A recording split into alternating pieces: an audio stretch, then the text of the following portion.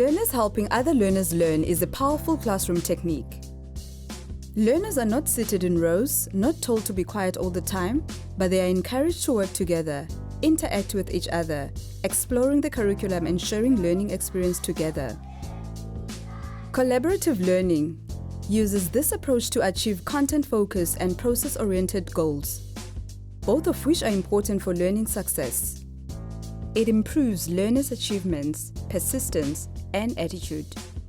I'm grouping the learners according to their abilities, not the same group. I mixed them. The reason is the stronger ones can help the slower one, and the slower one can benefit from the quicker one. Collaboration with peers increases motivation, interest, and helps learners to take responsibility for their own and their peers' learning journey. Cooperative learning is a well-established technique for enhancing the learning experience. Learners often understand what other learners struggle with. They have the language and influence that their peers can understand. If given the opportunity, learners can turn the learning experience into a fun and interesting experience, in which humiliation and self-doubt is eliminated. Cooperative learning, sometimes called small group learning, is a teaching strategy in which small groups of learners work together on a common task. The task can be as simple as solving a multi-step math problem together or solving other complex formulae. In some cases, each group member is individually accountable for part of the task. In other cases, group members work together. Pairing learners together is also a form of cooperative learning. Cooperative learning changes students' and teachers' roles in classrooms and is a great way for the teacher to share some of his power with learners. Cooperative learning will boost learners' confidence and belief in themselves when they realize that their teacher trusts them with an important process. The ownership of teaching and learning is shared by and is no longer the sole responsibility of the teacher. Learners have more opportunities to actively participate in their learning, question and challenge each other, share and discuss their ideas, and internalize their learning. Along with improving academic learning, cooperative learning helps learners engage in thoughtful discourse and examine different perspectives, and it has been proven to increase students' self-esteem, motivation, and empathy. How can you make it happen in your classroom?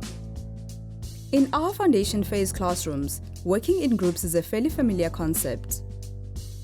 Some teachers use mixed ability or same ability groups, and there is value in both.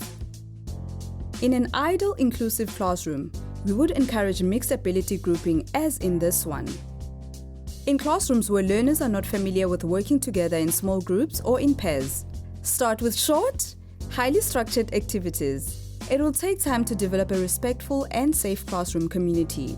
Successful cooperative groups depend on learners who respect each other, listen to one another, practice turn-taking, and feel safe enough to share their thoughts and feelings and ideas. You can help students learn the skills needed to work in groups by starting with short, structured lessons aimed at fostering turn-taking, involving all students in the discussion, and clarifying the roles, rights, and responsibilities of group members. Here we see a teacher using cooperative groups during partner reading. Learners first read silently and then take turns reading aloud. The listener can guide the reader when necessary. To support learners with comprehension, you could have them gather in groups to summarize pieces they've read and answer comprehension questions together.